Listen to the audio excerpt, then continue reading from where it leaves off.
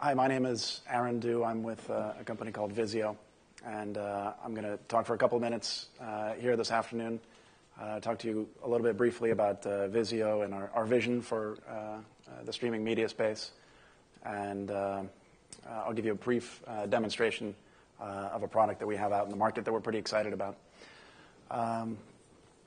So I guess maybe it would be helpful for me to understand a little bit before I get started and before we go into the product demonstration or the introduction to our vision, is maybe to understand my audience a little bit.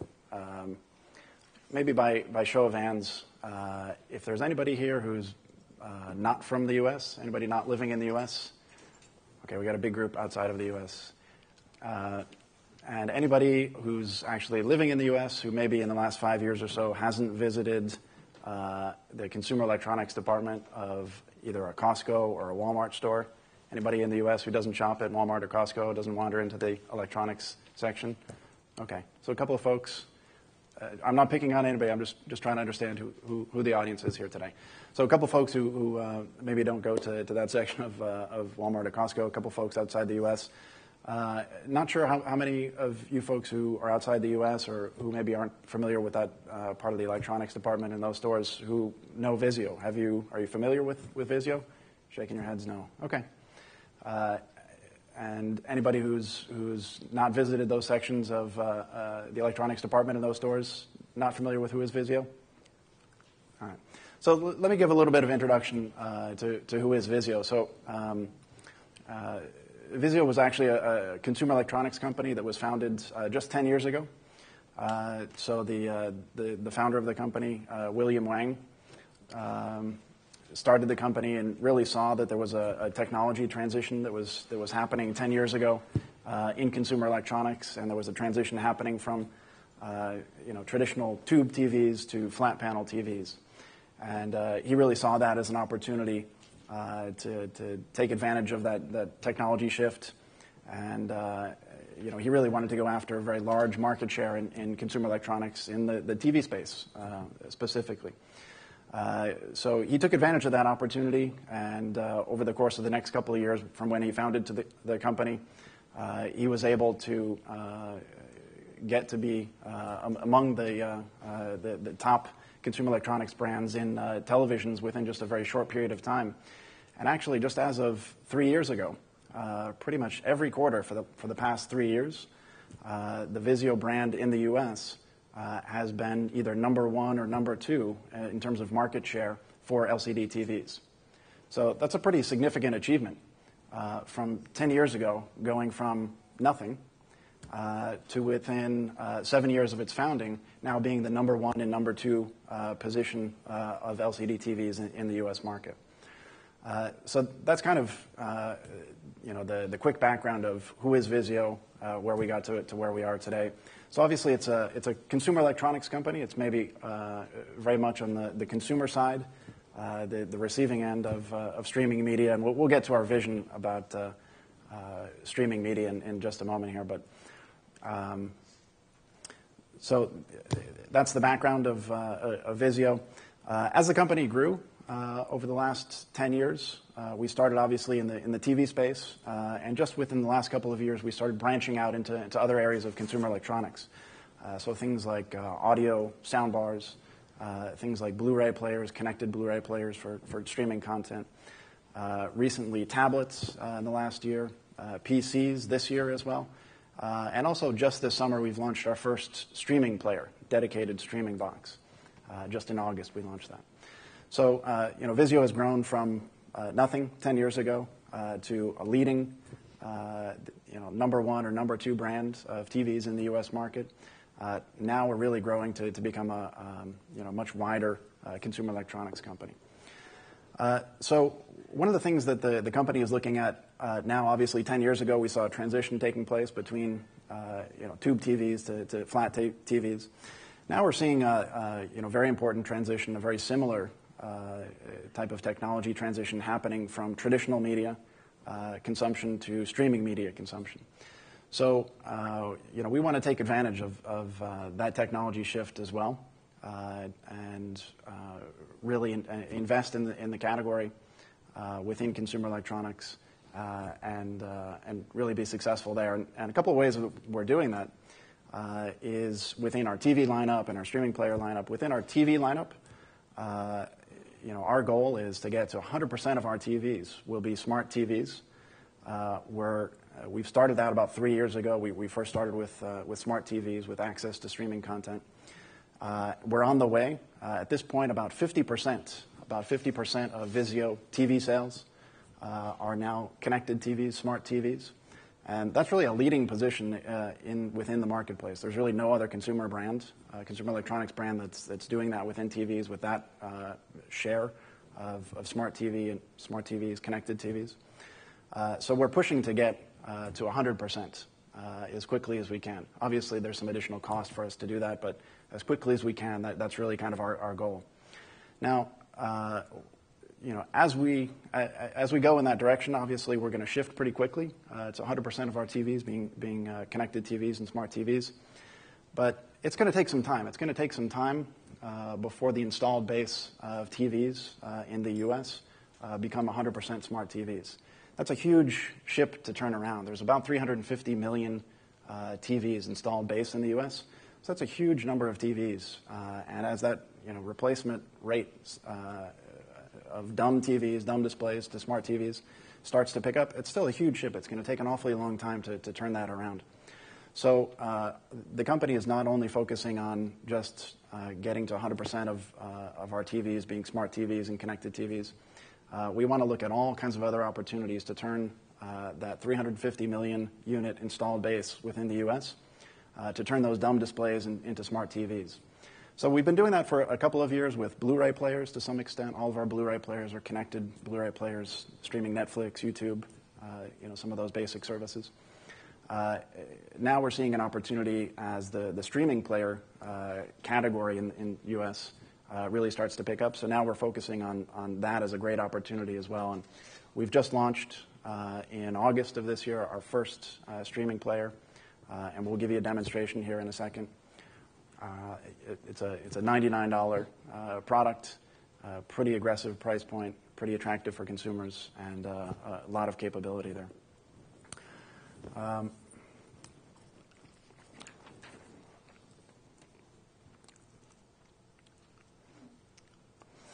So let me talk also a little bit about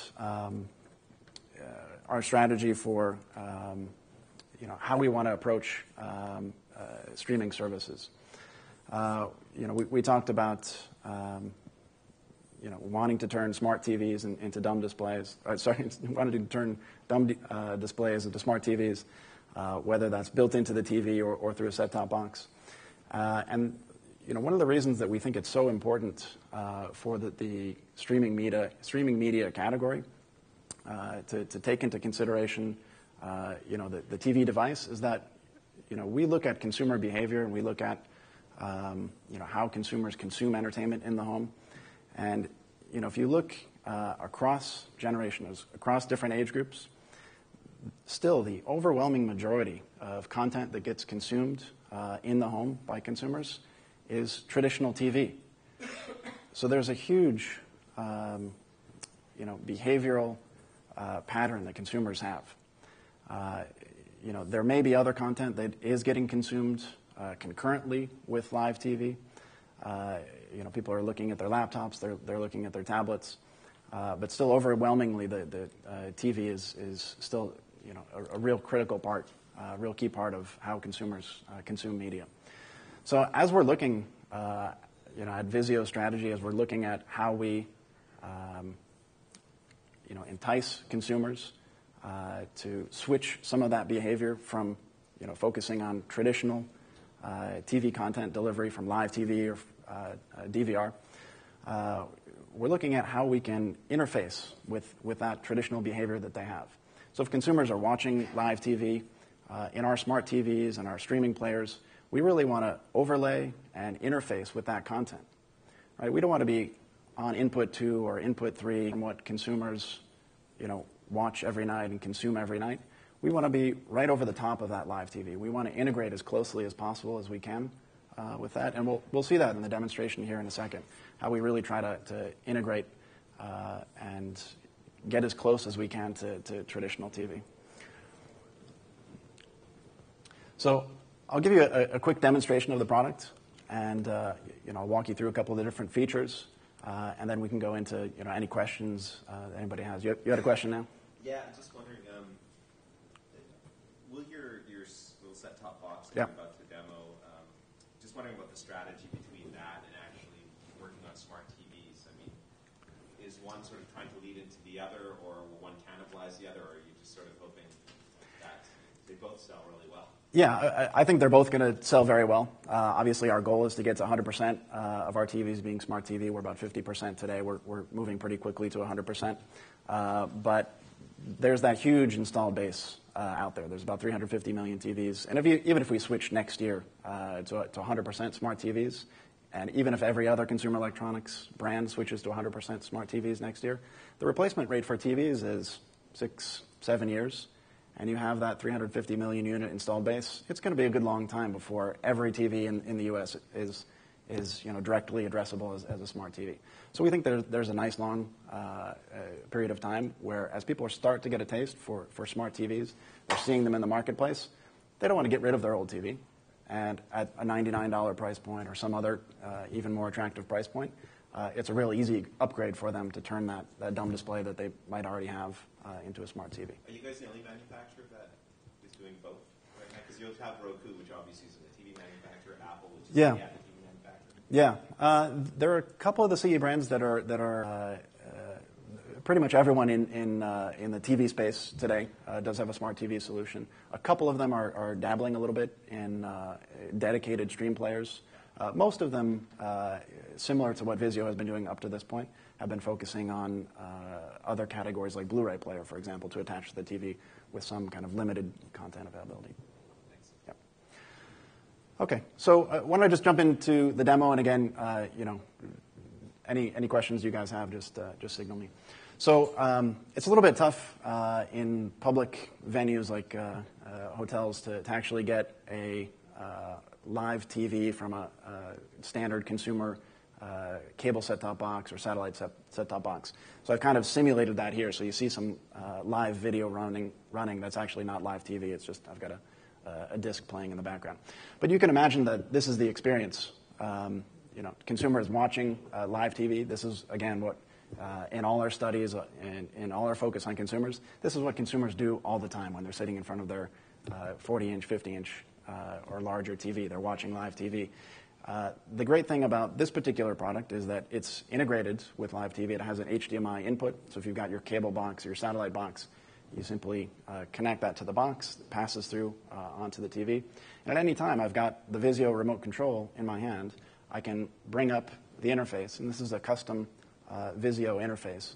And this is custom designed really based on our years of history and experience of how customers interact and want to interact with their TVs.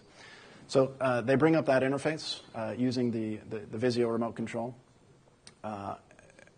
So you've now got some of the different applications that are available to you. I'll bring up one just for example. This is the TV and Movies application from Google. This is a Google application. And this really interacts very nicely with your live TV. So at any time when you're watching something, you can bring up this application. There's a couple of different options. The internet connection here is a little bit slow. This is just a wireless connection, so if you guys can stop streaming for... This is the same interface. That is the same interface that the TV would have. Right now we have a TV interface. I don't have a TV that I brought here. They're a little bit more difficult to transport. The interface is a little bit different. This is the core of this platform is Google TV. The skin of it is kind of a Vizio custom skin that we put on it. Now, when we go into the different applications, these are just applications available from whoever it is, whether it's Google or anybody else that makes an application available for this platform. So now it's pulled up. I had set up for my particular cable box. I can actually go through. I can set up favorite channels. It can recommend for me what movies are on TV. And this particular application actually learns what the user likes to watch, much like a TiVo, for example, kind of learns your preferences and presents recommendations for you. So this is a really nice application, a nice way to integrate with live TV. Now, not only is there live TV here, but there are also shows. So, for example, this particular guide pulls out shows that are available. Let's see if I can do this. These are trending shows, for example. And let me do this because I know this will be. So I've picked this particular show. It's going to search as widely as possible where this particular content can be found. So if I go back and I look at season 20, it's going to present to me different ways that I can access this content. Now, right now, I think it's searching through Amazon, it's searching through Netflix, and it's searching through live TV. So this is an integrated presentation for the consumer. And I think we're going to see that growing over time, the number of different services that it can access and bring in. So you can buy this for $1.99. Right now, it looks like it's just available on Amazon. If that was also available on Netflix, if it was available on YouTube, it would also present that to the customer as well. So if I'm still not finding anything that I wanted, I can go back to live TV. I can bring up the guide. One of the nice things about this product is, it integrates with live TV. It has some of the different applications. It actually has a built-in Chrome browser, so I can really go anywhere I want to go, to any browser or to any website.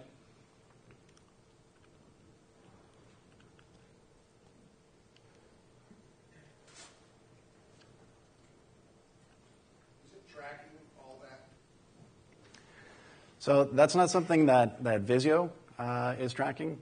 I think the platform, the Google TV platform, obviously, I think that's kind of their business to understand how their customers use content. So that's something that Google would do. Okay, well, and you can see, so we're loading up a web page. It's a little bit slow based on the wireless connection here. I'll exit out to live TV. And so this also has access to the Google Play Store. So if you're familiar with on Android devices, the Play Store that's available on Android devices, similarly, this has access to a wide variety of content through that store as well. And as it's loading up. Question for you on the Yeah. TV platform. Sure. Obviously, Logitech had the box. Was it Logitech? And then Yep. Sony had the Google TV. Those are kind of dead, sort of, in terms of updates. Since you guys are, just rolled this out with the Google TV platform, do you guys have insight into further development of the platform itself? Yeah. So the platform originally, Google launched the platform with a couple of other brands about 2 years back. Those particular pieces of hardware are different hardware than we're seeing on some of the latest generation of products. And whether or not those products are going to continue to be updated, it's kind of up to the brand and Google. We're actively engaged right now and continuing to get updates. We know that Google is very supportive of this particular platform. We're very excited about it. You'll see a number of sort of well-known streaming services on the platform today. Some are missing, some you're not seeing today. And we know that between now and, let's say, CES in the beginning of January, there's going to be some pretty significant announcements of services that you may not be seeing on the platform today that you will be seeing. Some brands that you might expect, some brands that you wouldn't expect. And we're going to be very excited to announce those when the announcement's ready. Sometime between now and CES, we'll probably have more announcements on that. So anyway, here's the Google Play Store. Some things featured for TV. There's a lot of interesting content on here. More and more content is becoming made available. And I'll do just one last quick feature demonstration. So I've got a variety of different applications loaded up here, and I'll just go to one more. This is a made-for-TV spotlight, and this is kind of something that Google has aggregated. These aren't apps per se, but these are sort of optimized websites.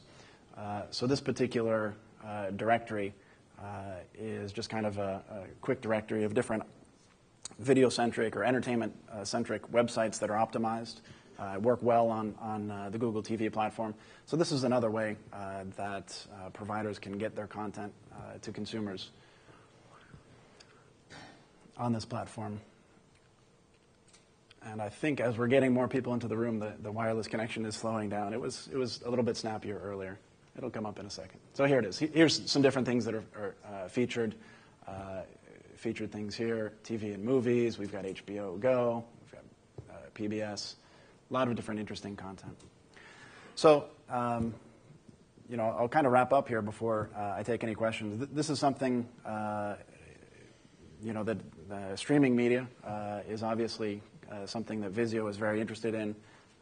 As a company, we've grown very quickly over the last 10 years. We want to continue to grow and kind of expand our footprint and our interface with consumers. And really, streaming media is how we want to do that over the next couple of years. And this product in particular is pretty exciting for us. It's pretty exciting as a new category for us. It's pretty exciting in how consumers are telling us that they're very interested in turning many of the dumb displays or their older TVs into smart TVs. We think this is a great way to do that, still interfacing and interacting with live TV. And that's it. I'll take any questions. Yeah. So if I want to get my content on here, looks like there's options of having a web sort of interface or an application. Are there SDKs, or do we contact y'all and y'all build whatever is needed? Yeah. So Vizio right now doesn't have the interface with different streaming services to come to the platform. That's kind of an interface that you would want to have with Google for the Google TV platform. I think it's kind of public and openly available. Now, there are ways that you might want to reach out to Vizio if you want to sort of have a deeper relationship with a customer. So, for example, preloading your app or your interface on the app launcher, as we call it. If you want to preload or populate your brand on the remote control, I don't think you can see it here, but you'll see a couple of streaming services brands right at the top of the remote control. If you want to get even closer to the customer, that's an area where you can interface with. It's really just kind of an open platform, and we're pretty excited about that. There's not too many open platforms that are really focused on the TV experience, really focused on the living room experience. Google TV has been one of those. They've been at it for a while. They've tried it a couple of different ways, and they're not giving up. I think they've really got kind of the weight to keep going after this space. I think they're learning, and we're really excited over the next couple of months. I think we're going to see a lot more services there. Did you say you were up in Canada or not? This product is not yet in Canada. We've seen some of the products are going into Canada, gray market, or customers to buy it. Basically, today, the product is available on. So you can have it shipped in Amazon US. You can have it shipped into Canada.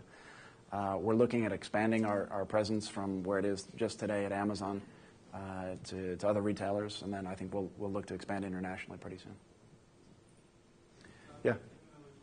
What's the product called? The product name, great question, thank you. I don't think I said it. It's the Vizio Co-Star. Co-Star, the Vizio Co-Star. And it's available today. We've just launched it in August. It's only available today right now on Vizio.com and Amazon.com. We've had a tremendous response, and as fast as we're able to produce, we're selling through, and we hope to see it in more retail outlets pretty soon. Yes? So one difference of this device is that it's actually a pass-through instead of only an output device? Right, it is a pass-through, and that was an important consideration for us. As we've been a TV company for the last 10 years, and we've looked at consumers. We really do see that live TV is by far and away how consumers consume content, and we really feel that if you're just an output device, if you're on input 2 of the TV or input 3, that's really kind of a desert that consumers very rarely visit. Maybe on a Saturday night they'll go there, but most of the time when they sit down, they're on input 1. And that's a really huge value to be on input 1 and to be able to interface with the consumer at any time with a remote control in the hand that can access the different services with a button directly or can bring up the Vizio interface. So that's a conscious decision. And you'll see that not only on our stream player but on our TVs as well. Same strategy on the TVs. Is it possible for applications to play with Yes, you can do picture-in-picture. That's not something that I demonstrated. I can demonstrate that pretty quickly. We'd have to look at the Google TV platform and understand kind of what's available to the application and what it can do to live TV. There are some ways that you can interact, but there are some limitations. I think they don't want you to pull down live TV or do something detrimental. So I think there may be some limitations, but you can interact with that live TV. And that TV and movies application that I showed was a very interesting application where you can actually change the cable box to a particular channel, make TV recommendations, and really kind of merge streaming media and live TV in that way. That's a nice example. So the Google TV is not just an application, it's the entire framework? It is the entire framework, and that Google Movies and TV application was one particular application available on that framework. Yeah. Yes, sir. You showed you had Google Chrome there. What's the user interface like in searching? Do you have to scroll through the alphabet, or what do you have that experience? So the remote that we have today is a touchpad remote, so you can navigate any website with a cursor. I can bring it up and show you there. There is a QWERTY keyboard, a physical keyboard on the back of the remote. And I think you'll see there may be some other Google TV products that are coming into the market today that may have built-in microphone. So you'll be able to interface not through keyboard, but directly through voice. And actually, you can interface via voice with this device today. There are a couple of different applications if you have an Android tablet or Android phone that sync up with your Google TV device.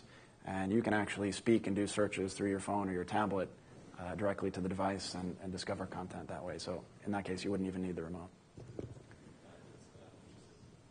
Are you saying you can stream from an Android device content over to the Vizio device as well? Like does it AirPlay from a... Yes. There are a number of applications that are available in the marketplace that are sort of, take advantage of DLNA or, other protocols to pull content or to push content from, an Android device or other devices in the home. So there are a number of different ways to do that. And I think that's an evolving space as well. I don't know that anyone has really nailed, the perfect experience yet on Google TV. And I think that's something that we're looking to improve that area. It's just interesting because, not just Apple, like what LG did Samsung announced with support for the wireless display mirrorcast recently. Right. Is that something Vizio is also considering, or have you announced anything? We haven't announced anything. We're looking at that. And, obviously interaction with mobile devices is an important consideration. For us, first and foremost, interaction with live TV and traditional TV comes first. That's what consumers do still overwhelmingly. Sure, they have tablets, they have phones, they're consuming media there, but when you're in the living room, when you're on the couch, when you're looking at your 50-inch TV, it's still traditionally live TV. So that's first for us, and then we'll look to other mobile device standards, interaction with those standards as well. Yes.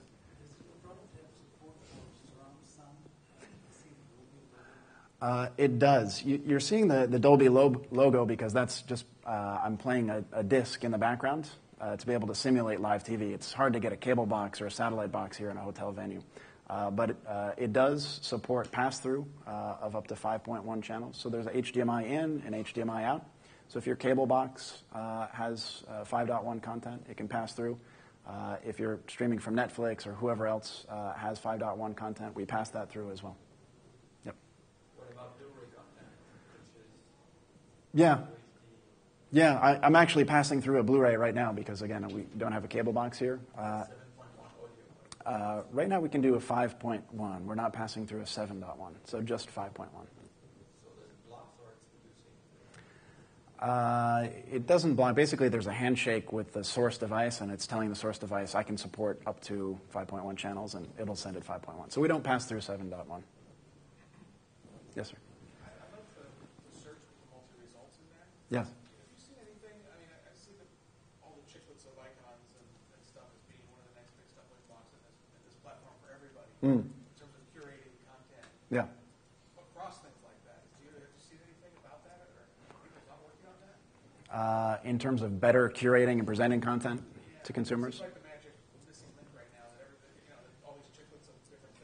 Yeah. are really horrible. And even just entering Netflix can be a nightmare just because there's so much there. Yeah. That it's hard to find what you really want to watch.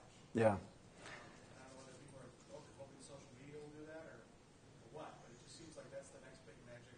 Yeah. Yeah, I think there's a lot of area for improvement there.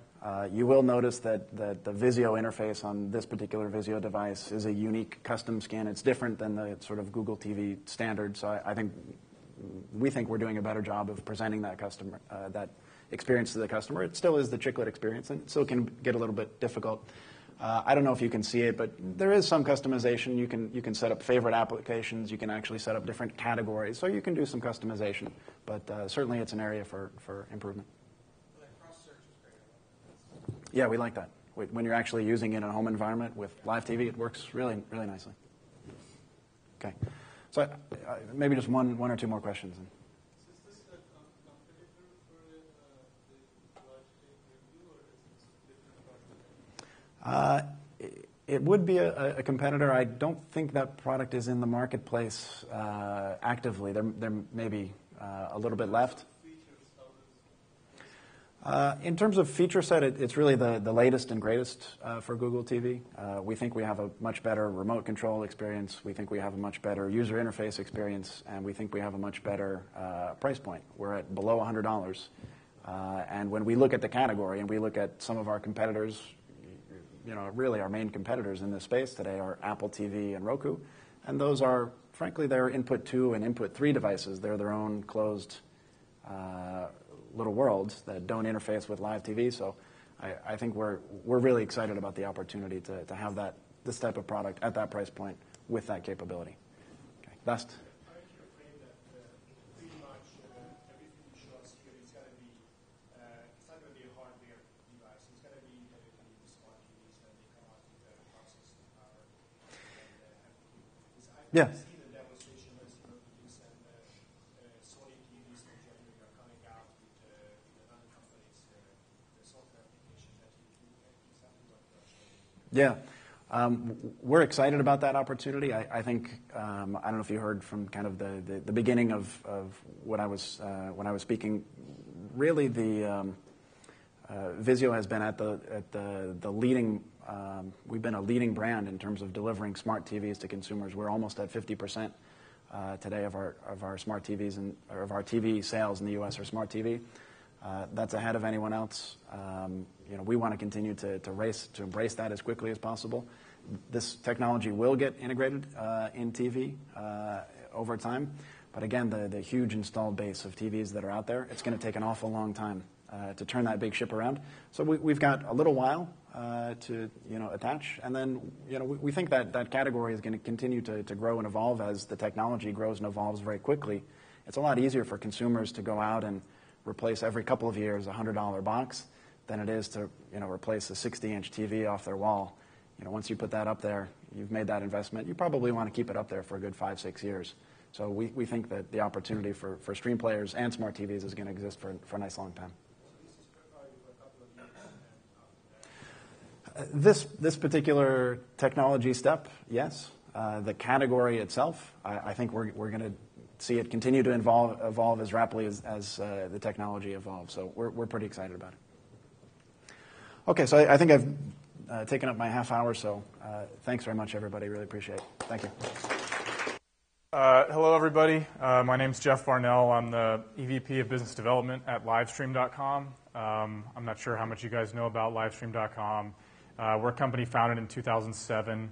We're based in New York. We're a live streaming platform, and we also build software and now hardware devices to really make anybody have the ability to encode live to our platform. And I say anybody meaning, you could have a webcam and be doing it that way, or, our devices and our software supports really high-end production all the way up to HD quality streaming through our platform. So what I'm going to show you today is this Livestream Broadcaster device. It's a pretty simple device. I don't know if you've been by our booth. We just released this probably 6 to 8 months ago. We're doing demos at the booth if you guys want to come by and kind of, check it out in a closer way. So this device, it's a live encoding device. It's an all-in-one. And really, it can kind of function in two ways. So one, it can function as that desktop encoder. It removes the need for a laptop for encoding. So it could really replace that and do all the encoding itself. Or a lot of people are using it kind of as a wireless encoding device. So it's Wi-Fi enabled. It also will allow a 3G or 4G stick in the USB port in the back. So you can actually turn it into a wireless encoder as well. So what I'm going to do is I'm going to it's already set up, but I'm going to show you kind of how to encode from it, and then we'll just ask any questions you guys have after that. Be a pretty quick demo. So the page I have up here, this is a Livestream account page. So the first thing you're going to want to do after you purchase the device is set up a Livestream account. We have essentially 3 price points with Livestream accounts. The first one being a free account. So anybody can go on and start streaming for free. So when you get this device, you'll set up a Livestream account, and then you'll pair this device with the account. Our architecture now, we used to be a channel-based architecture, and we switched everything about 8 months ago. We're now an account and event-based architecture. So we've kind of learned over the years that people aren't streaming content 24/7 to these channels. They're actually just streaming events. It's really about events and how do you attract people and get people to come together around these events. So we changed our architecture. This account we have set up, it's the same one we have at the booth that we're using. It's the Streaming Media West demo account. And then you see I have an event in there called the Livestream Broadcaster event. So you go and you set up this event. You can customize it. You can put some graphics on it. You can make it really feel like what you're trying to do. And then now I'm going to take you to the event page.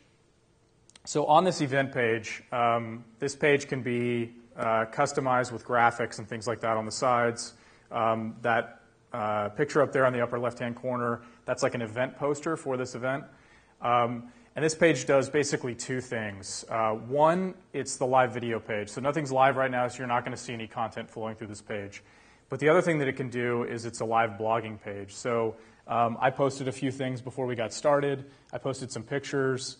We also have some recorded video from before. But we have a time-based architecture on these pages, so you can actually live blog to these pages. I'll show you how that works after I'm live with the video. But I wanted to let you guys know there's more content you can add to these pages besides just the live video. So then moving back to the broadcaster, you're now set up and you want to start streaming. So it's as simple as first plugging the device in. I'm going to show you the Ethernet streaming. You know, you can, like I said, you can go through Wi-Fi or you can go through 3G, 4G. I just wanted it to be stable for this demo. So the first thing you do is plug it in. Then you're going to plug in your Ethernet connection. It's going to sense that it's got Ethernet. Then you plug in your camera source. It's HDMI in. I don't think I mentioned that before. And it's also an H.264 encoder. So HDMI in, if you wanted to do a separate audio, you could do that. And then it's as simple as basically going in, setting your quality. It streams 1 bit rate. There's different bit rates you can stream. So we have like a mobile quality at about 200.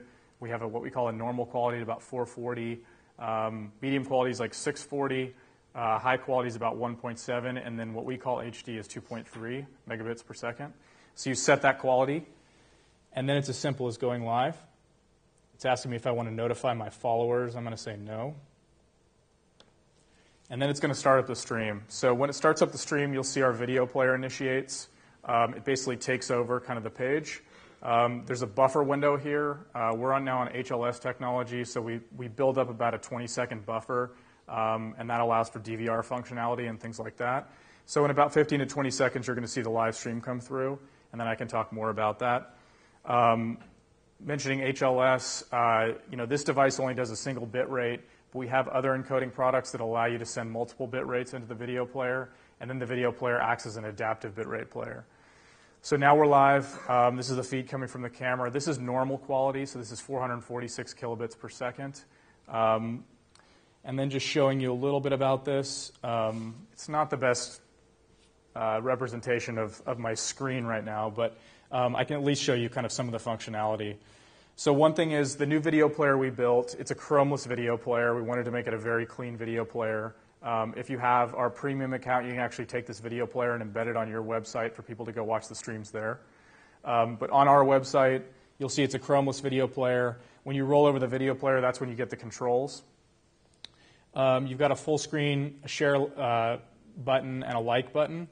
Down here, you've got your volume. And then if we were doing multi-bit rate, you would actually see that there, and it would be jumping between bit rates depending on what your connection was. Since we're HLS, we can actually go into DVR mode. So if you show up to an event late, one cool thing about this new video player is you can actually jump back, rewind, and our player goes into DVR mode. So in the upper left-hand corner there, you'll see it's gone into DVR mode. It's very easy then just to push back into live mode by clicking that button. Now we're back into live content. So that's a really cool feature of HLS. It allows people to show up to an event late and actually watch the content that they might have missed.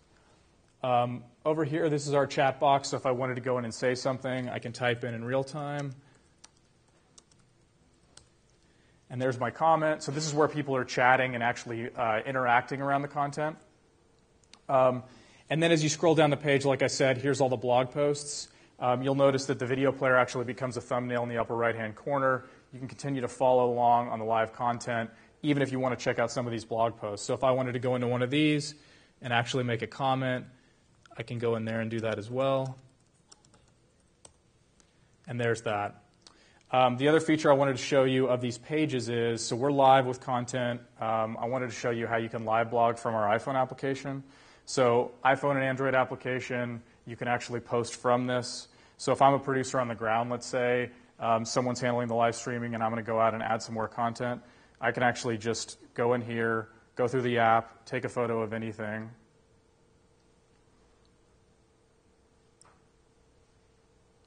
I can move and scale it or do anything I want, and then if I want to put a caption, I post that, and it'll post pretty instantly to the page. There's that picture. Let me scroll it so you guys can see it. I'll also do a text update.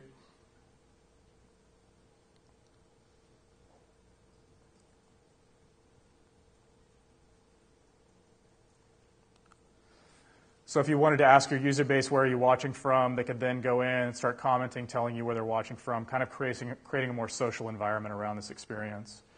So the broadcaster, it supports HDMI coming in. It'll do 1080i, 720p, or 480i. It's H.264 encoding. I think I talked about all the different qualities that you can do. The price point's $495. We're selling them at our booth if you guys are interested. And then the one thing I wanted to say is that this is one encoding device that we have. So we basically have pretty much 4 ways you can encode to our platform. This is just one of the ways. But we feel like it's a pretty good device for some of the people out there who are encoding. We see some people using this for things like conferences. We see some people setting these up as it's the doggy cam. I want to go away and put my GoPro on my dog when I'm on vacation, that kind of thing. So there's different applications for this device. But again, it replaces the need for this laptop computer, or you could actually go wireless and stream wirelessly around a room. The other ways we encode to the Livestream platform, just so you guys are clear, you can encode from your mobile phone. So either through an iPhone or an Android, you can actually encode from the application. So you can go live with this. With the new iPhone 5, I've seen bit rates of about 1 megabit per second streaming from the iPhone 5 to our platform. The two other ways, or the third way, I should say, we have a free software that we've built. It's called Livestream for Producers. It's a free download off of our platform. You can do it on Mac or on PC. You can use a computer like this, or when we go and do productions in the field, we actually build our own encoding boxes that are a little bit more robust. From that software, you can actually encode 4 bit rates. So you can encode HD, high, medium, and mobile. All 4 of those streams will then be ingested in our video player, and then it acts as an adaptive player. So if somebody's watching and they have low bandwidth, they're probably going to start with a mobile stream. If you're at your work and you've got a nice T3 or a network or something like that that can support it, you'll be watching HD. And then the fourth way is a device that we just released. It's essentially a switching and encoding device all in one. It's called the Studio HD500. So this is a device that actually a professional would take multicams into it, and then cut the show live from that device. It does both the switching and the encoding. So that's the number 4 way of really pushing content into our platform. I think outside of that, I don't have anything else. I'll open up the floor for questions. Go ahead. Does it have a separate input for audio? It does. Go ahead.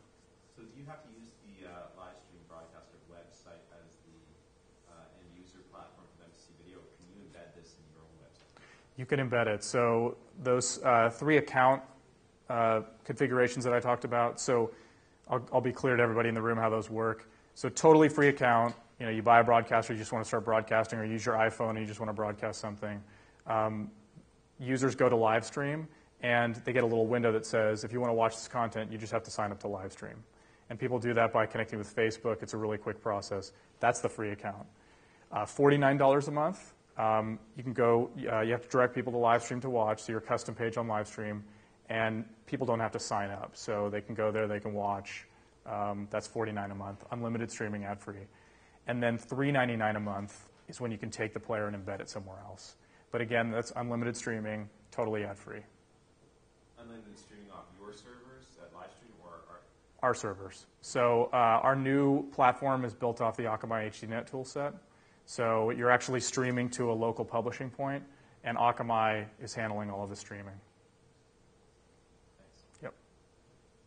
Do you support other output formats such as the Adobe HDS or Solution, for example? You mean to our platform? From your server to other players, for example? No, we don't. It's a closed system. HDS is the only output format? Yes. Yes. Go ahead. So this particular device you are using right now, this is not optimized for mobile? It's optimized for mobile viewing. Yeah, so it's H.264, and the way our player works, it's an iframe player. And so if you're watching on a computer, like what you guys are seeing, it's actually serving through a flash player. But if you were watching on your iPhone, it would actually be a streaming URL that would launch the native player on the iPhone, and you'd be able to see it. Is there any options for if I wanted to password protect that content? Yeah, that's a good question. It's something we had on our original platform, and it's something we'll be adding pretty soon. It's definitely a request we've had, and we see the interest in it. So yeah, password protection will be coming pretty soon. Same thing. We can actually geo-block on the back end. So for some of the larger events we've done, we've had to do some geo-blocking, IP blocking. And that'll be a feature set that we'll roll out at some point for all users. Go ahead. I guess the audio encoding is AC? Yes. Yes. This device will only encode to your servers. Can you go through a transmuxer first to get variable bit rates? Or No, it's a single bit rate to our service. So the way we're looking at how to kind of grow this product is cloud transcoding. So we see this as kind of version 1, and then as we move along, a next version is maybe you send like a 2.3 or a 2 meg stream, and we do the transcoding in the cloud and push it multi-bit rate to the player. So what type of service level agreement do you provide? Server-side agreement? Service level agreement. Oh, service level agreement? Well, on our website, we have an SLA that you can go check out, uptime of 99%, that kind of thing. And then this device has a warranty and 1-year warranty. So if there's anything wrong with it, just send it back and we'll get you a new one. Can you have one account, one pro account, and have multiple things simultaneously? Yeah, you can. So there's a limitation more on the CDN side of the number of events that are streaming live at the same time. But I'll just show you a for instance. This account page that we set up purely for this event, you can see there's multiple things streaming right now. So we've got our demo going, and then the guys over in the booth are actually doing an iPhone broadcast and an Android broadcast at the same time. So there's a limitation here. It's 20 or so right now. I don't know if we're ever going to change that, but at the moment, that's where we sit. And then there's one more. When can we get that box? When can we get a live stream app on Google? Yeah, it's a good question. We're looking into that. We haven't made any big effort there yet, but we see the value in that, obviously. We were waiting essentially until we had adaptive bitrate, HLS, that we could stream to these platforms, because what you don't want to do is go out and push content that's going to look terrible on a big screen TV, right? So now that we're at the place where we're actually streaming pure HD or pretty close to HD, we're starting to look at those devices and actually building for those devices. So. This isn't a question about this device particularly, but with the unlimited option of $3.99 a month, are there bandwidth charges with that? Or? No, it's totally unlimited. So we just did our own calculation. We kind of know where we sit with all of that. I mean, it comes from the fact that we do such big deals with Akamai, or we have such a relationship with them. We can get bandwidth for pretty cheap and then turn around and offer that to our customers. But yeah, we feel like it's a pretty good price point for the market. Yep. Is there a DVR built in the player? Yes, great question. So I think I showed that before. There is DVR, so you can rewind and actually go back and see what's just happened. And then the other thing you guys should know, I don't think I mentioned this, but because it's packet-based, as a producer, as an account owner on this, you can actually go in and create highlights of the content immediately after it's been live or immediately after it's streamed. So we could have created highlights for everything that's been through this demo to now. So you can just go in, start an endpoint, or put a start point, put an endpoint, spit out that VOD, and then send that, share it around, and that clip is now available immediately to anybody who's out there who wants to watch. Did that answer your question? Okay. Yeah, so all that immediate recording is being done in the cloud, and then you'll have the option to go in, and there's a little menu option. You can go download any of the bit rates that you've streamed to the platform. In this case, we're only streaming one bit rate, so that's the video you'll download. But if you were streaming 4 bit rates, you could pull any of those down. Any other questions? Yep. Yeah, we're from a broadcaster. Just wondering, would your device be able to hook into a broadcast LAN so you can take, channel that you're currently airing and go through this device? Is that possible, or is it meant more for what you're kind of doing right now, which is I've got a camera, I need a... No, I mean, it's entirely possible to do it through this device. To be honest, if you guys were looking at broadcast quality, I'd probably steer you to our encoding software and doing it that way. For partners all the time. So a partner of ours, Oprah Winfrey Network, they actually send us, we're connected to satellite downlinking and fiber switching, or fiber hub in New York. So we can pull into our facility there a satellite downlink or fiber transmission, and we'll encode it from our facility there. But you could easily just set up an encoding box in your facility, go HDSDI, 1080i or 720p right into that box and do the encoding and push it out. So absolutely, it's meant for that. Is there any kind of remote camera control capability in any of your products? Yeah, I'm glad you asked that because I forgot to mention it. On this device, you can actually control the streaming. It's more the start-stop and some of the quality settings. You can control it from the device itself. You can control it from the iPhone application. So when you download the iPhone application or the Android application, it knows that this broadcaster is linked to your account. So you can go in there and start and stop the encoder from your iPhone, or you can do it from your computer. So that's kind of a nice application. Like we have, because we're live stream, obviously, we want to test the equipment and get it up. But we have cameras, in Los Angeles set up around our office, up on the roof. We do the same thing in New York. And I can go on there right now and start and stop the encoder if I want to. External power source, can I connect it to an external battery for longer lasting? No, you can't connect it to an external battery. So I have it running off of AC power right now. It can be battery powered, so it's 3 AA batteries inside of it. Obviously, those chew through it pretty quickly. So the testing we've done, we've seen it at, really depends on pretty much the transmission path. So if you're running off of a 3G or 4G stick, you'll get about 2 hours of streaming on the batteries if you're using kind of like lithium batteries. And then if you're like an Ethernet source, you can stream for about 4 hours on those batteries. Is there any way to not have the 20-second latency? It's built into our platform right now. It's really just part of the architecture. I completely understand. Back when we were kind of doing more RTMP streaming, the delays were more like the 5 to 7 second range, but it's just part of our platform. Generally, people don't mind it so much because, even television's 7 seconds, right? So, but yeah, it's just part of the architecture right now. Any timeline on the cloud transcoding? We don't have anything in the books yet. As soon as we do, I think we'll put something out on the website. Okay, well, thanks, everybody. Appreciate it.